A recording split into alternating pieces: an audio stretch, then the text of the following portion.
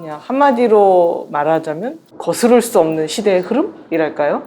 과거에는 암을 발생한 장소에 따라서 위암, 폐암, 대장암 이렇게 마치 프리 사이즈의 티셔츠를 입듯이 똑같이 치료를 해왔으면 이제 환자 한 분 한 분에 맞는 그런 유전자 이상을 찾아내서 거기에 적합한 약을 치료하는 그런 개별화된 치료로 가야 되는데 이런 최신의 정밀 치료를 제공하는 그 역할을 학회가 지금 담당을 해야 되는 굉장히 중요한 길목에 있다고 보이고요. 피할 수 없는 의료 영역에서의 이제 흐름이고 전 세계적으로도 나라별로 준비를 많이 하고 있는데 이제 우리나라에서도 그게 필요하다고 이제 대두가 돼서 준비를 이제 본격적으로 시작하게 된 게 2018년 후반 정도였습니다. 처음에 이제 사업 계획을 구체적으로 세운 게 2019년에 워크숍을 통해서 할 일들을 정리하고 무슨 일을 할 것인가.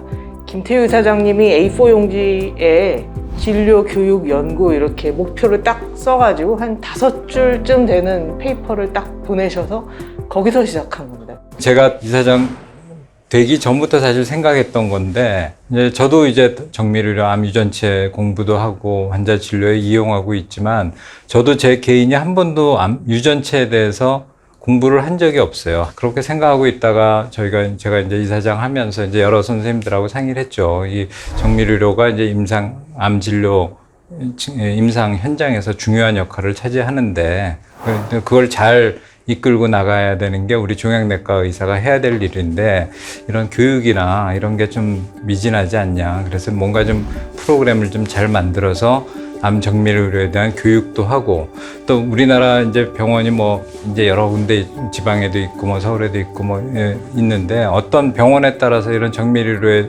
근접할 수 있는 시설이 좀 있는 병원도 있고 그렇지 않은 데도 있거든요. 그래서 그런 거에 상관없이 이 정밀의료에 이렇게 같이 다 참여해서 할 수 있게 그런 좀 인프라도 만들어야 되지 않겠는가. 저희가 그래서 이제 암 정밀의료 프로젝트 그래서 코리아 프리시전 메디슨 네트워킹 그룹 KPMNG 이렇게 이제 이름을 지었고요.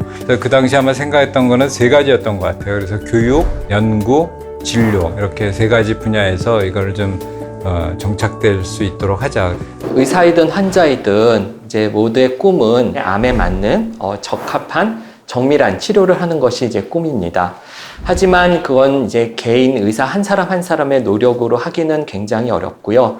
예를 들어서 이제 본인의 환자가 어떤 특정한 이제 분자적 이상이 있고 거기에 대한 이제 약이 있다고 할 때 의사 한 사람 한 사람이 개별적으로 제약회사랑 연락을 하든지 안 그러면 식약처에 연락을 해서 그런 행정적인 절차를 이뤄나가는 것은 이제 매우 어렵다고 생각합니다.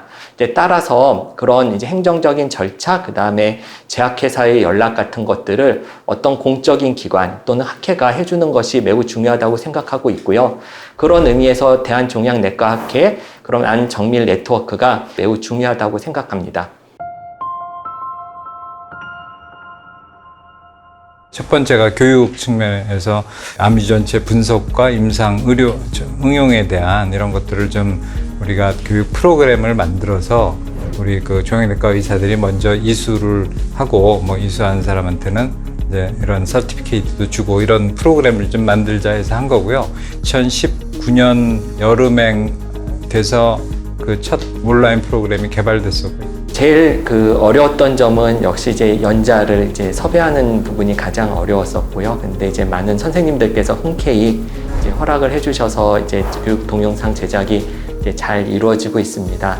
차세대 유전 또는 기법이라든 정밀 의료 이런 것들이 이제 지금은 많이 회자가 되고 있지만은 실은 이제 종양내과 한 사람 한 사람 입장에서 보면은 되게 이제 친숙하지 않고 배우고 싶다는 욕구도 많이 있지만은 또 그런 기회가 없어서 안타까운 점들이 많았었는데요. 이제 일기 동영상을 이제 통해서 많은 분들이 이제 도움을 많이 받았고 또 이제 호응도 많이 이제 해주셨고요. 새로운 분야여서 저희가 예전에 접하지 않고 이제 약간 독학하듯이 배워온 면이 없지 않아 있고요. 그래서 좀 왠지 아는 것 같으면서 사실은 아무도 모르는 그런 거거든요. 그래서 동영상의 기초부터 이제 알려주니까 이건 혼자 학습하기 굉장히 좋아서 그걸 굉장히 좋게 봐주신 선생님들도 많으셨고 이런 암 영역에 종사하시는 다른 파트의 종양내과가 아닌 분들도 우리도 그것 좀 들을 수 없나 뭐 이런 문의도 오고 그랬었습니다. 보람이 좀 있었습니다. 또 하나는 이제 진료 연구 측면에서 이런 것들 유전체 변이를 분석하고 이걸 어떻게 적용할 것인가 이런 거 필요하려면 의사들끼리 디스커션하는 장이 필요하거든요.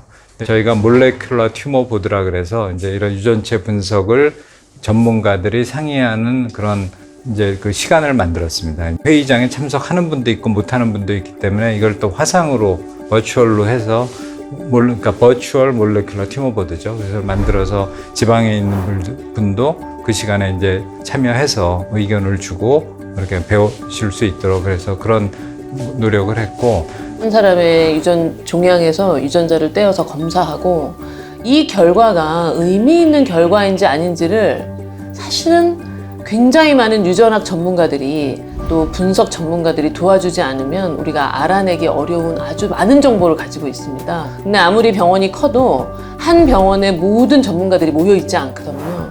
그렇기 때문에 학회가 할 수밖에 없는 거고, 예를 들면 저희 병원에도 이런 전문적인 유전 정보를 해석하고 분석해줘서 도와주실 수 있는 분들이 많지 않으니까 저만 해도 학회에 참여해서 그걸 하게 됩니다. 이런 정밀류를 담아낼 수 있는 연구를 코스모스 연구를 기획하게 돼서 준비 과정이 거의 1년쯤 걸렸고요. 본격적으로 시작한 거는 올해 2월이고 작년에 이제 식약처 허가를 받았기 때문에 거의 近 2년 가까이 준비를 한 셈입니다. 분자 종양 보드를 어떻게 운영해야 될지 학회에서 이제 가이드라인도 만들고 있습니다. 그래서 이걸 보다 널리 이제 보급하고 환자분들께 실질적인 혜택이 가도록 하는 게 이제 또 앞으로 해야 할 일입니다. 그 다음에 마지막에 이제 이거를 잘 연구에, 진료에 응용하기 위해서는 그 결과를 갖고 어떻게 환자들이 도움을 받을 수 있을 것인가. 그래서 현재 지금 저희가 유전체 분석을 하게 되면은 한 35%, 40% 정도의 암 환자는 이런 정밀의를 통해서 혜택을 받을 수 있다고 생각되거든요. 약제가 이제 개발이 되어 있는데 약제 제공 이제 목록에 없어서 이제 제공을 못하는 경우도 있고 하거든요. 그래서 앞으로는 이 네트워크가 이제 점점 커져서 여러 제약회사도 같이 잘 참여하고 학회에서 아우를 수 있는 그런 이제 네트워크가 돼서요. 환자에게 어떤 유전자 변이가 생겼을 때 적절한 약을 잘 제공했으면은 이제 좋겠고요. 저희가 이제 해보면은 제일 어려운 점이 역시 이제 행정적인 절차입니다. 그래서 선의의 마음으로 환자에게 약을 잘 제공해주고 싶은데 식약처라든지 여러 이제 허가 사항들이 이제 많이 있는데요. 이제 이런 네트워크가 잘 정착이 되면 이제 정부랑도 잘 협의를 해서 허가 사항을 조금 빨리 좀 간소화시켜서 이제 제도권 안으로 이제 잘 들어오고, 그리고 이제 이런 네트워크에서 급여 문제도 잘 해결이 돼서요. 결국에는 이제 전 국민에게 정밀 의료를 제공할 수 있는 좋은 플랫폼으로 지금 세대에서 끝나는 게 아니라 앞으로 또 계속 발전시키면 좋을 것 같다는 생각을 하고 있습니다.